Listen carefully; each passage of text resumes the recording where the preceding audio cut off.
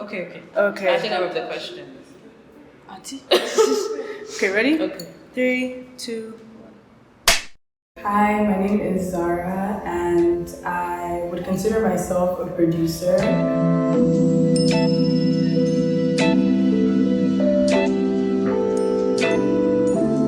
I was raised in Abuja 18 years until I went to college in the United States. So I do believe that Abuja creatives are very underrated. Lagos has been the creative hub for Nigeria for decades now, but I observed a lot of African creatives and Abuja creatives in college, like Jude Fruits, No 11, even my friends like Ebube, Cassy, and so I was inspired to make this project and center it around Abuja creatives.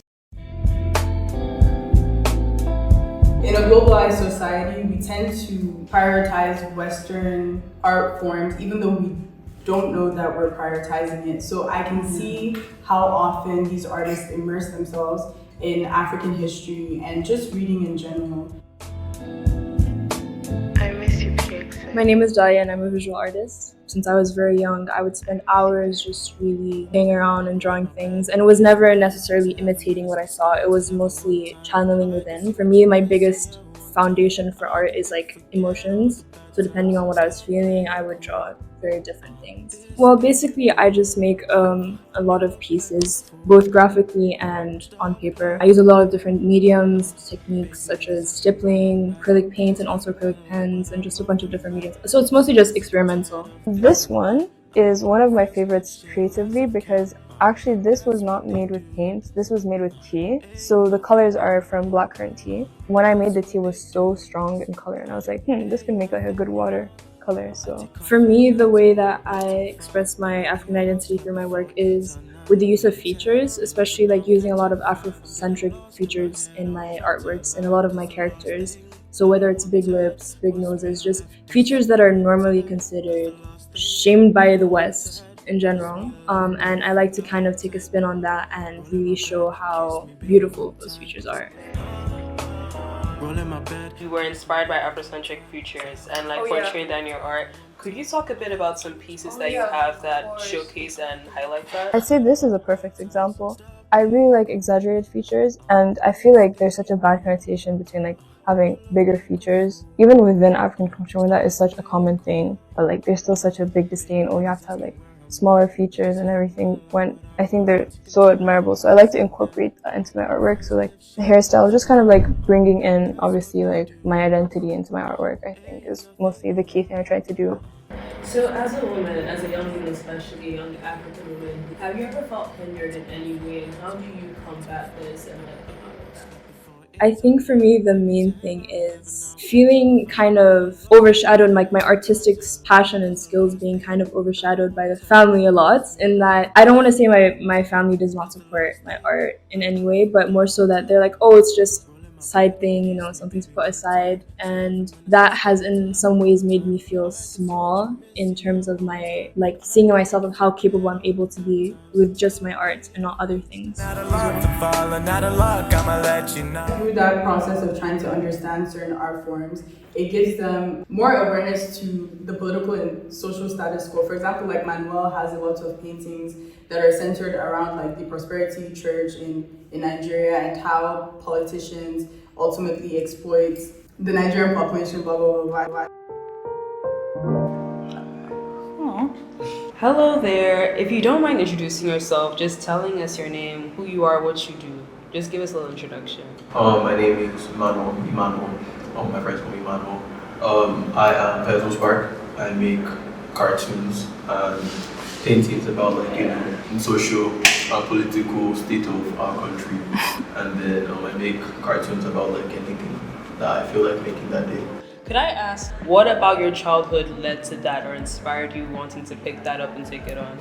We used to live in an apartment for the longest I was inside, and I just watch Cartoon Network. That's all I did all day. I just watch Cartoon Network or Billy and Mandy, Courage to Carolina. I spent your time just watch shows. And I know at the beginning you mentioned how your art reflects on the socio-political state of things in the country. Could you please bring aside that one, please? What socioeconomic or socio-political framework were you inspired by to create this? I have family in police. It's funny seeing like how my relationship with my family in police is, because I always like, oh my grandpa's police officer is really nice, versus like the experience like how on police, like on the road, like coming back from school. Like there was this one time my guys and I like were coming back from school and everything, and then like the police stopped and we were just like random searchers. I was like, I saw everything was going to be okay, and then they found half in my friend's bag, and then he slapped. I told me and my guy to walk away. Tell him how the boat drive. I said shit. But even at night when like police would stop you and they're like, oh, I'll find the boy and anything for the boy, anything for fine boy, it's your yellow school. Yeah. So no. And then it's just like sometimes like, or when they're like super violent or like super rude, and it's just like at the end of the day, like it's like a reflection of like one, the fact that like there's terrible funding for police, there's corruption in the police, so it's just like where there's poverty there's going to be corruption. It's just the piece of just like kind of like reflecting like, oh, like police like in Nigeria, like how like just like my experience with them here and everything. I like how it turned out. As of right now, what are you currently studying, and how does that add to or take away from your artistic expression? I currently study comsci, computer science, and that was kind of because of like my parents. Like it was a whole like fight back in almost 4 years ago now, because like I wanted to go study art, and then my dad's dad is an engineer, my dad is a surveyor, so he wanted me to do something like mathy, and like I was bad at math, like I cheated throughout secondary school, and then like I think around like my first year comsci, like I was like, oh, I want to switch to, I don't know, mass comm or something. Let me see if I'll have time to make art and stuff.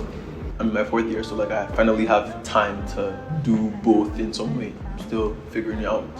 In a different place in my life, in a better.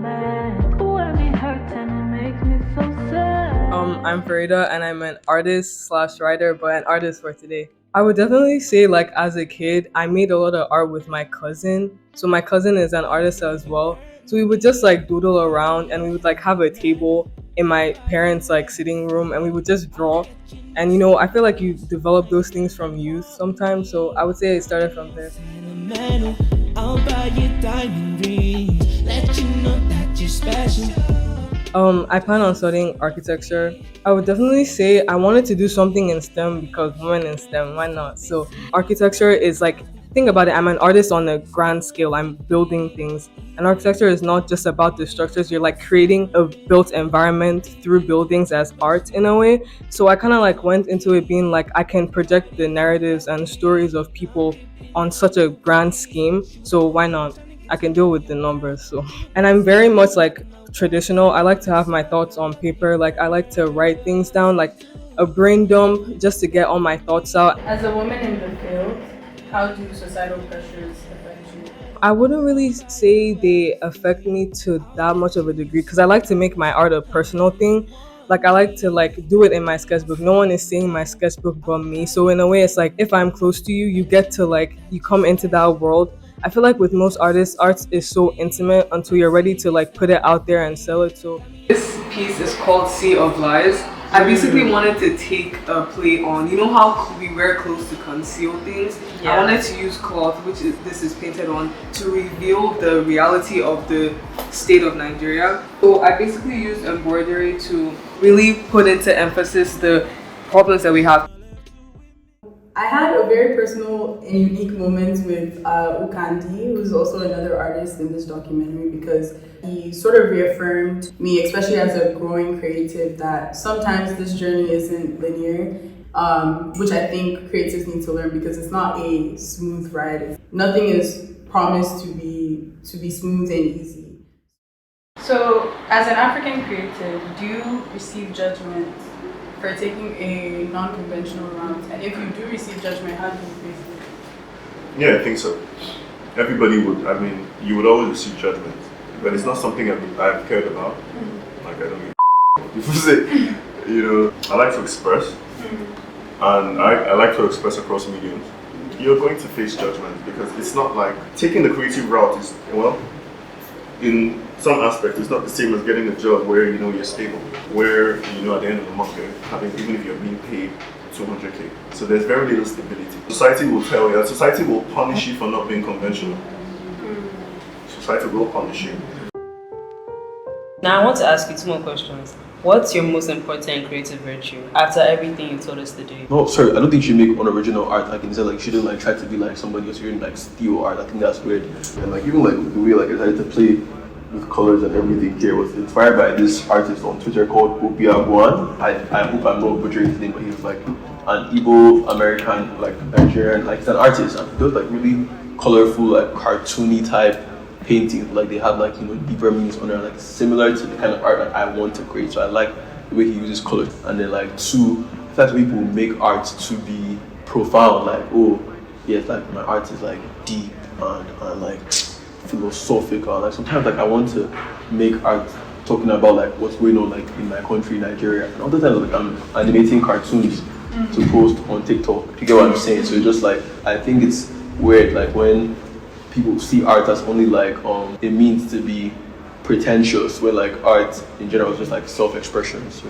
broadcast yourself. I think that was YouTube's old tagline. That's what art is. Broadcast yourself. Literally. All right.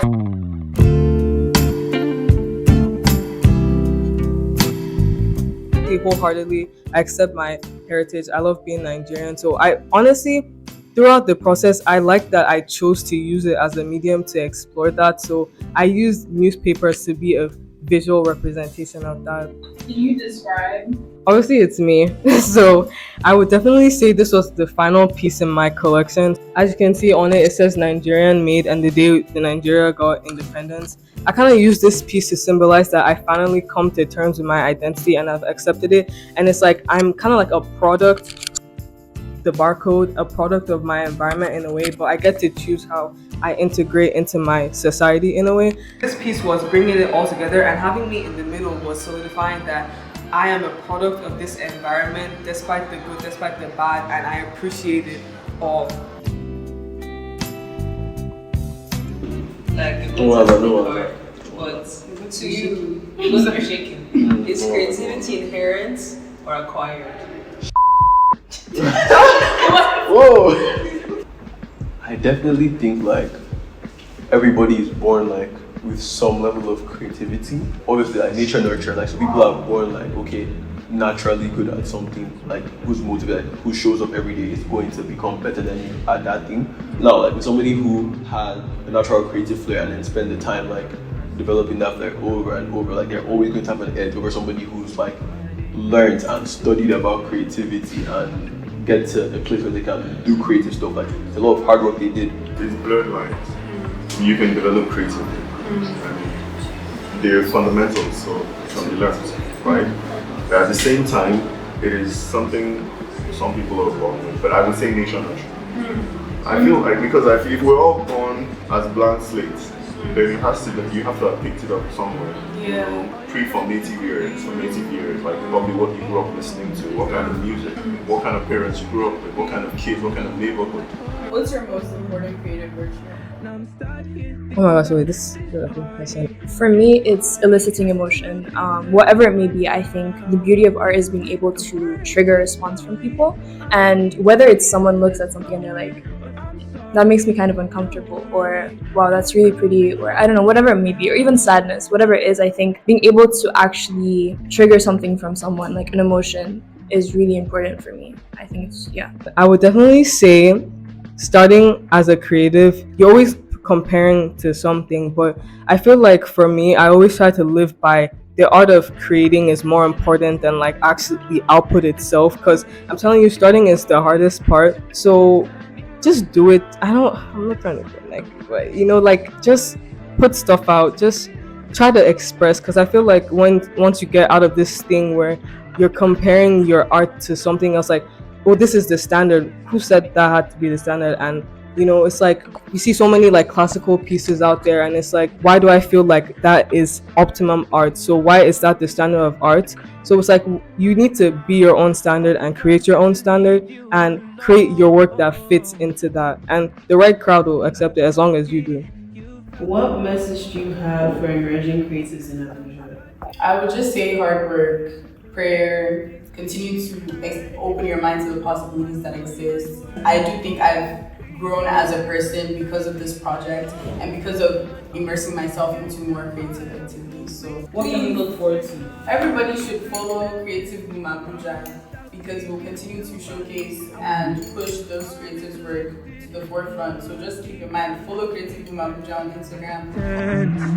I'm sorry, don't worry, I'm rushing home right now.